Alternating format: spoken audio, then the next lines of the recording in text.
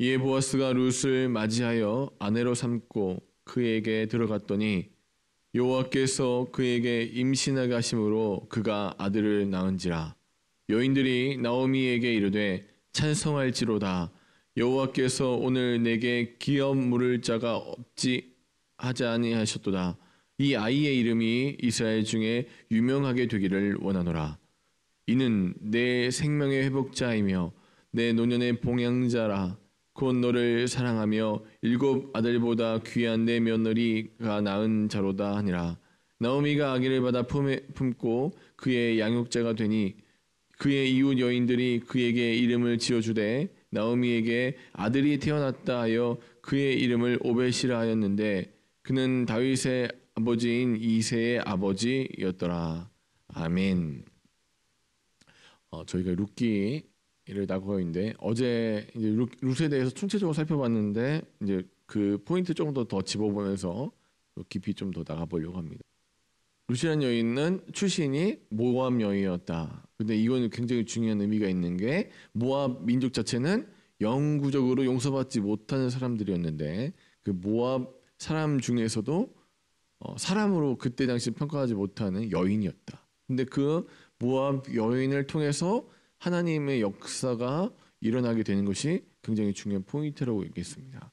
그래서 룻기는 어떻게 봐야 되냐 봤더니 만약에 이제 밑에 부분은 타나흐라고 해가지고 이 히브리인들이 편집해 놓은 성경의 내용입니다. 그래서 잠언 31장에 나오고 있는 현숙한 여인과 그 현숙한 여인의 모범이 되는 룻이라는 사람과 그 룻과 보아스의 사랑 이야기를 갖다 더욱더 깊이 좀 바라볼 수 있을 것 같은 아가서가 함께 매칭이 되어 있는데 기본적으로 우리가 가진 성경이나 그 다른 성경 안에서는 사사기와 룻기가 한 권의 책으로 연결이 되어 있다. 그래서 룻기의 배경이 되는 사사기 시대에도 하나님께서 이따 살펴보시면 두 성경의 주제가 좀 같이 맥이 같은 걸 보게 돼요. 하나님의 인애, 하나님의 헤세드라는 우리가 살펴봤던 그 내용들이 중요한 사사기와 룻기를 관통하는 이야기라고 말씀드렸어요.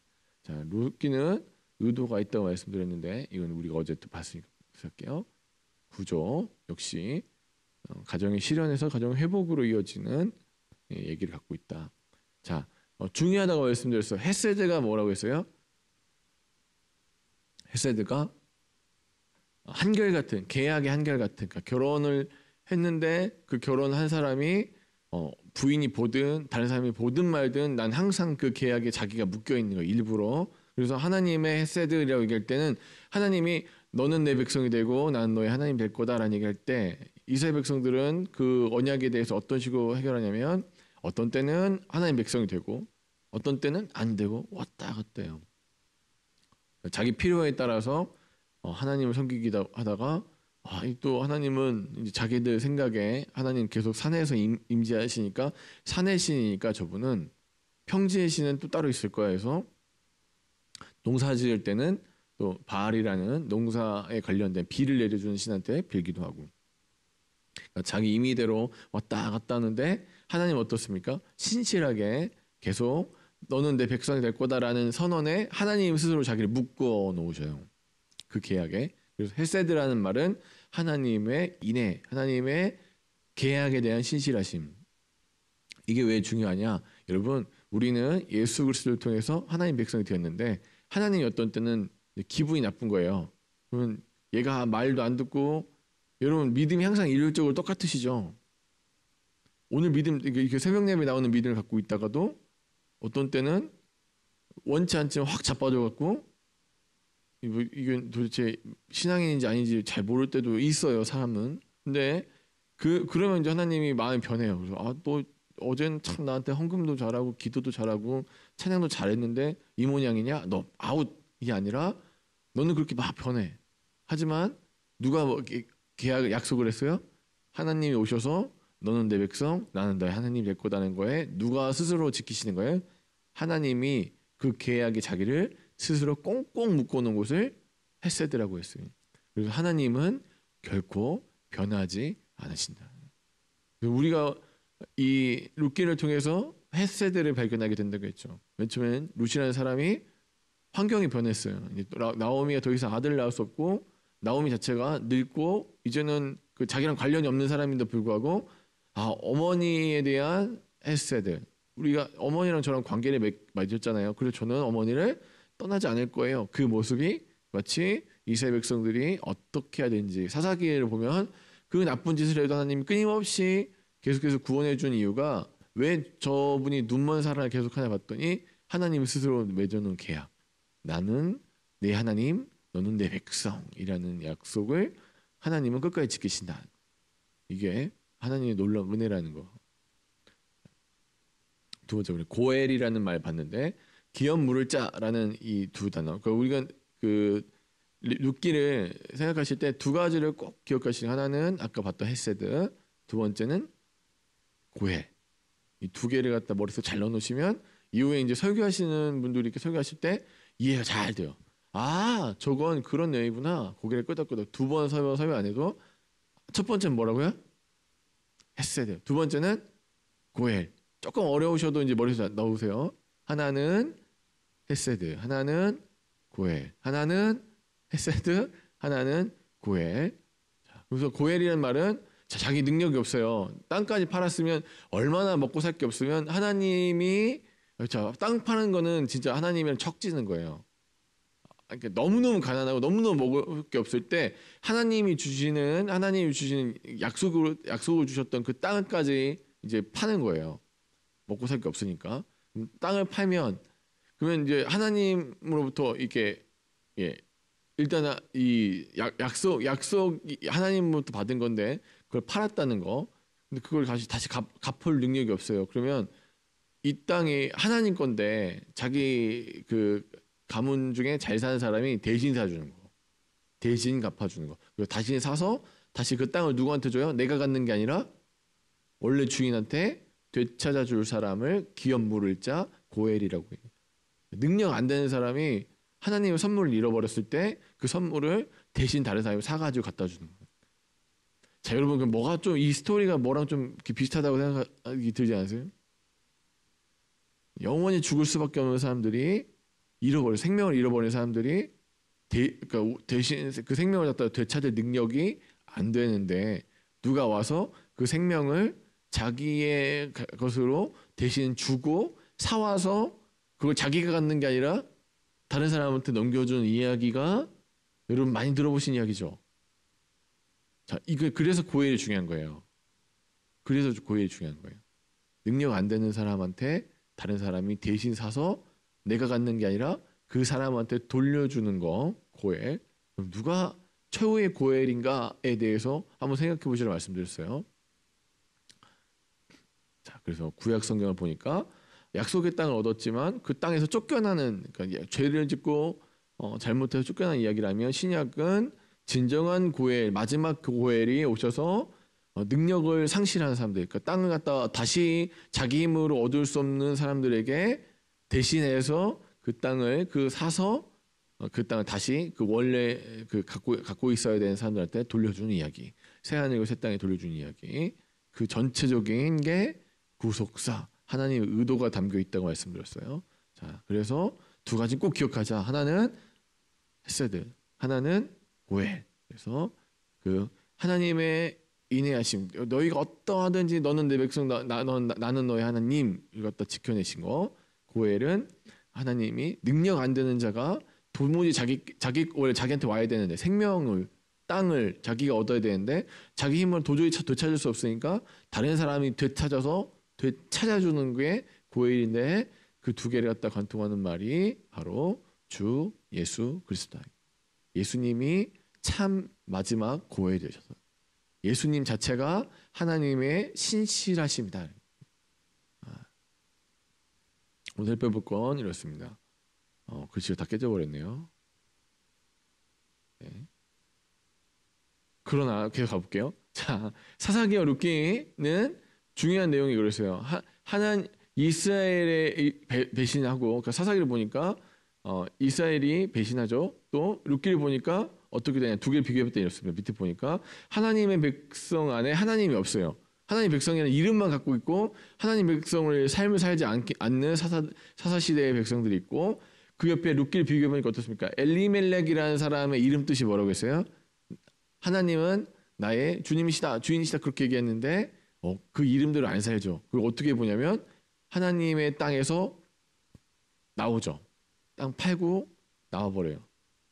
하나님의 뜻을 끝까지 기다린 게 아니라 내가 주인이 돼서 내 뜻대로 하나님 뜻대로 땅에서 떠났다는 것은 하나님으로부터 벗어났다는 거예요. 이름은 멋있어요. 엘리멜렉 하나님은 나의 주인이시다라는 고백을 드려놓고는 하나님의 백성이라는 이름은 가지고 있고 타이틀은 가지고 있는데 삶은 그렇지 않다. 사사기 백성이 그렇죠. 또 자기 좋은 대로 행한다. 어떻게 해요? 보니까 엘리멜렉의 가족들이 베들레헴 하나님의 땅에서 떠나버리죠. 그리고 또 자기 능력으로 구원을 받지 못한다. 사사기 보니까 계속 어떻습니까? 자기 힘으로 그 이방 민족을 이겨낼 힘이 없으니까 계속 자기 힘으로 구원을 못해요. 그래서 사사를 하나님께서 보내주시죠. 하나님께서 최후의 사사가 되어주시고 마찬가지로 자기 힘으로 땅을 되찾을 수 없는 이 룻과 나오미에 대한 이야기가 나오죠. 그리고 결국에는 하나님께서 구원하시고 또 마찬가지로 결국엔 고엘이 땅을 되찾아준 이야기라고 해서 사사기와 룻기가 연결되어 있다는 거예요. 누가 다시 땅을 되찾아줄 것인가에 대한 얘기가 룻기를 전체에 관통하는 거예요. 다시 누가 대신해서 고엘이 되어줄 것인가. 그래서 이 얘기의 플러스 두 가지가 정말 중요합니다. 나오미가 1장 5절에서 보니까 나오미가 아들을 잃었다. 불능 상태가 된 거예요.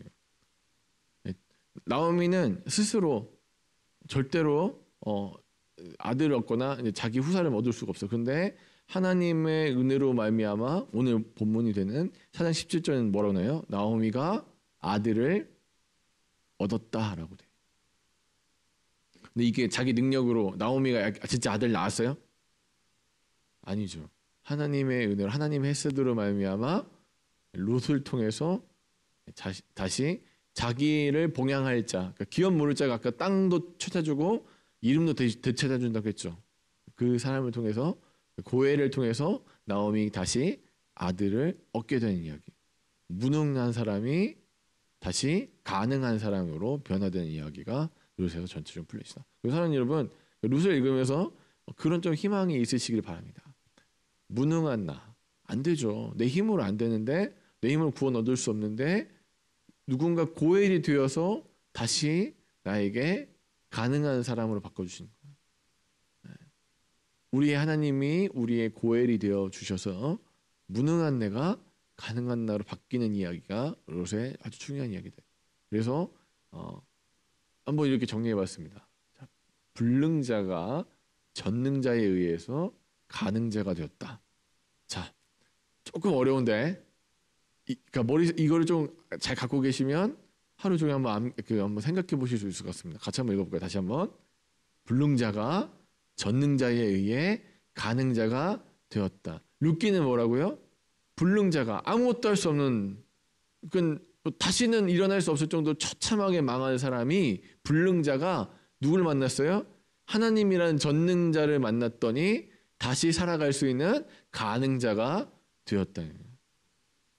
사랑하는 여러분, 하나님은요 불가능을 가능하게 만드시는 분입니다. 룻기에서 보면 불가능한 사람들이에요. 사사기도 보면 불가능한 민족이에요. 우리의 인생을 보면 구원받을 만한 자격이 하나도 없는 불가능한 사람들이었어요. 그런데 우리가 하나님이라는 전능자를 만나니까 이제는 살아볼 만하고 이제는 한번 해볼 만한 인생이 되어가는 이야기가 룻기라. 우리는 우리는 무능해요. 그래서 우리가 끊임없이 우리 스스로에게 바라는 거, 하나님 이건 제가 하면 되죠. 그것조차도 안 되는 사람들이, 안 되는 우리가 전능하신 하나님을 만났더니 이제는 좀 살아볼 만하게, 이제는 되는구나. 하나님 뜻 안에 살아갈 수 있는 하나님 백성도 아니었잖아요. 모함 여인이었잖아요. 계속 불능한 사람들만 나오는 거예요. 더 이상 기업 물을 자가 없어요. 나이가 너무 많이 들어서 자식을 낳아줄 수 없대요. 답이 없는 사람들이 답이 있는 인생이 되어가는, 누구에 의해서? 하나님에 의해서. 그래서 불능자가 전능자를 만나니까 가능자가 된 이야기. 이렇습니다. 죽을 수밖에 없는 우리에게 하나님은 예수님을 예비하셨고, 그러니까 하나님의 헤세드가 예수님이요. 그 예수님께서 십자가 사랑으로 이제 우리를 천국의 백성이 되게 만들어 주시며, 하나님이 다 이뤄놓고 하나님이 고인이 되셔서 그거 다 갚아주고 죄의 값 그거 다 갚아주고 다 끝나가지고 생명으로 바꿔서 그거 다시 우리한테 주시는 은혜, 그것을 우리가 룻기를 통해서 발견할 수 있다면 이보다 더 큰 은혜가 없는 것입니다. 그래서 사랑하는 여러분, 룻기를 마무리하면서 이제 우리가 이제 더 자세하게 그 훌륭하신 설교자를 통해서 더 많이 배울 텐데, 사랑하는 여러분 기억하십시오. 불능한 우리, 아무것도 아닌 우리를 오늘도 주님께서는 정말 부족하고 연약한 우리를 부르셔서 하나님의 놀라운 일들을 가능하게 만들어 주셨습니다. 감히 우리가 꿈꾸지도 못했고 상상할 수조차 없던 미래를 우리에게 선물로 주셨습니다. 사랑하는 여러분, 그 주님께 소리를 붙들고 계시는데 우리가 못할 게 뭐가 있겠습니까? 주님, 그래서 우리가 이런 고백을 하지 않습니까? 내게 능력 주시는 자 안에서 내가 이 모든 것이 가능하게 되었습니다는 고백을 드리는 것입니다.